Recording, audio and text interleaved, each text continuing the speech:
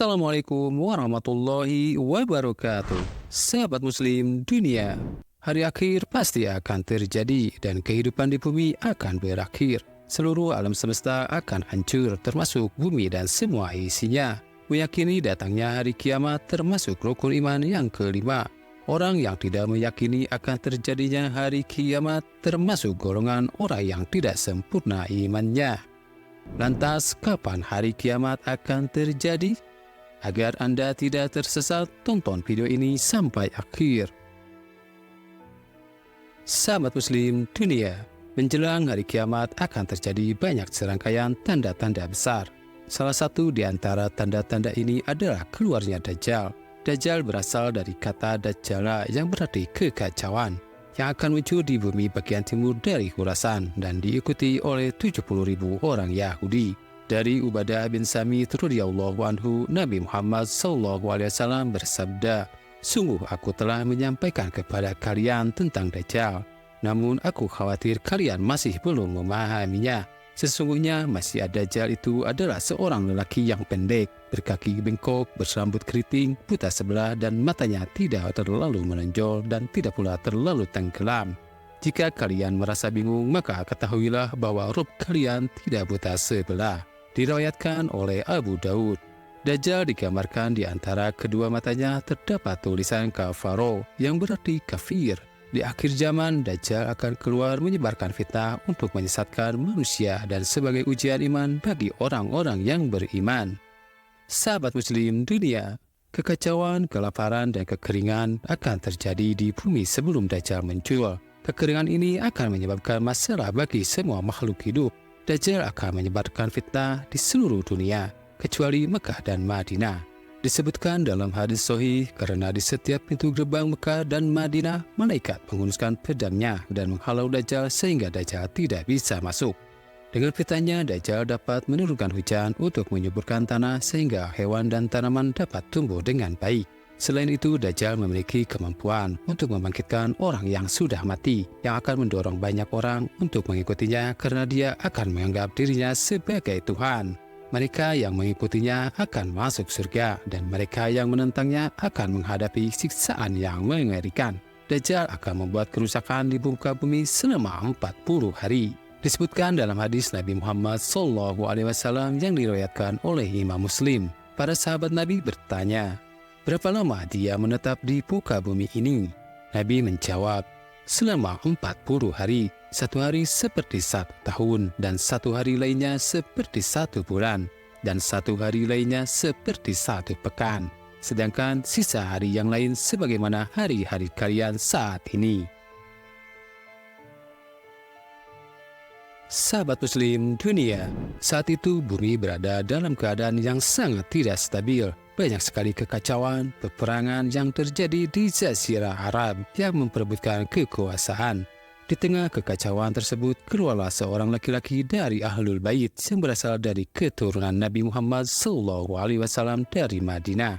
Namanya sama dengan nama Rasulullah, nama ayahnya juga sama dengan nama ayah Rasulullah. Namun, akhlaknya tidak mungkin sama dengan Nabi Muhammad SAW, karena tidak ada orang yang dapat menyerupai akhlak Nabi. Imam Mahdi akan muncul di akhir zaman untuk menjadi pemimpin umat Islam. Dengannya Allah menguatkan agama Islam. Imam Mahdi akan keluar dari Madinah menuju Mekah, di mana dia akan dibaiat oleh 300 orang ulama dan akan pergi menuju negeri Sam. Setelah dibaiat, Imam Mahdi akan berkhutbah dengan suara yang lantang. Isi khutbahnya mengandung imbauan dan ajakan untuk menaati Allah Subhanahu wa Ta'ala, menghidupkan sunnah Rasul dan memerangi bid'ah. Imam Mahdi akan memimpin umat Islam selama 7 tahun. Dia akan membawa keadilan ke seluruh dunia yang sebelumnya dipenuhi oleh kezaliman, dan umat Islam akan menikmati kenikmatan yang tidak pernah dirasakan sebelumnya. Dari Abu Sa'id Al-Khudri radhiyallahu anhu yang menyatakan bahwa Rasulullah SAW bersabda, "Imam Mahdi akan keluar di akhir umatku. Allah akan menurunkan hujan, akan menumbuhkan tanaman di muka bumi. Harta akan dibagi secara merata, selain itu binatang ternak akan semakin banyak. Begitu juga umat akan bertambah besar." Imam Mahdi hidup selama 7 atau 8 tahun. Hadis riwayat Al-Hakim.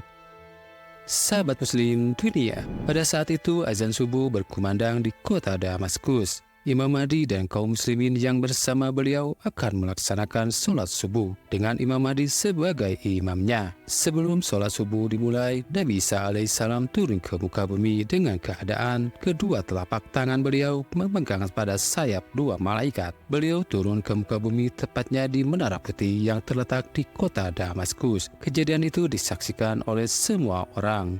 Kemudian Imam Mahdi pun mundur ke belakang dan meminta Nabi Isa alaihissalam untuk menjadi imam sholat. Namun Nabi Isa alaihissalam menyampaikan uzur tidak berkenan menjadi imam sholat dan mempersilahkan Imam Mahdi menjadi imam sholat. Beliau pun mengikuti sholat bersama kaum muslimin di masjid tersebut sebagai makmum di belakang Imam Mahdi. Diriwayatkan dalam hadis dari Jabir bin Abdullah radhiyallahu anhu, dia berkata, "Saya mendengar Nabi Muhammad SAW bersabda, senantiasa ada segolongan dari umatku berperang di atas kebenaran sampai hari kiamat." Lalu Nabi Muhammad SAW bersabda, "Lalu turunlah Isa bin Maryam alaihissalam, lalu berkata amir mereka, marilah jadilah imam sholat bagi kami." Lalu beliau Nabi Isa berkata, "Tidak, sesungguhnya sebagian kalian adalah amir bagi sebagian yang lain, sebagai kemuliaan yang Allah berikan atas umat ini." Hadis riwayat Imam Muslim. Menurut Ibnu Hajar al-Asqalani dalam kitab Fathul Bari menjelaskan bahwa imam yang akan memimpin sholat pada saat itu berasal dari umat Nabi Muhammad SAW, yakni umat Muslim, sedangkan Nabi Isa sholat sebagai makmum di belakangnya. Sahabat Muslim dunia, setelah selesai sholat subuh, Nabi Isa berkata, "Bukalah pintu." Pintu pun dibuka dan Dajjal berada di baliknya bersama 70.000 orang Yahudi. Masing-masing dari mereka menghunuskan pedangnya. Ketika Dajjal melihat Nabi Isa, dia meleleh seperti garam meleleh dalam air. Seketika Dajjal pun berlari, tetapi Nabi Isa langsung mengejarnya hingga sampai di pintu timur. Dajjal pun terpojok hingga Nabi Isa langsung membunuh Dajjal. Setelah Nabi Isa alaihissalam membunuh Dajjal, pasukan Yahudi lari terbirit-birit dan bersembunyi. Meskipun mereka bersembunyi, tetapi Allah Subhanahu wa Ta'ala menghendaki makhluknya untuk bisa berbicara, seperti batu, pohon, dan tembok, serta hewan melata untuk mengatakan, "Wahai hamba Allah, di sinilah ada orang Yahudi, bunuhlah." Hadis riwayat Ibnu Majah, Ibnu Huzaimah, dan Hakim. Tetapi hanya pohon berkot yang disebut sebagai pohon orang Yahudi yang tidak berbicara karena termasuk pohon Yahudi. Sahabat Muslim dunia, demikian kisah Nabi Isa alaihissalam yang telah membunuh Dajjal. Semoga bermanfaat. Wallahu a'lam bishawab. Wassalamualaikum warahmatullahi wabarakatuh.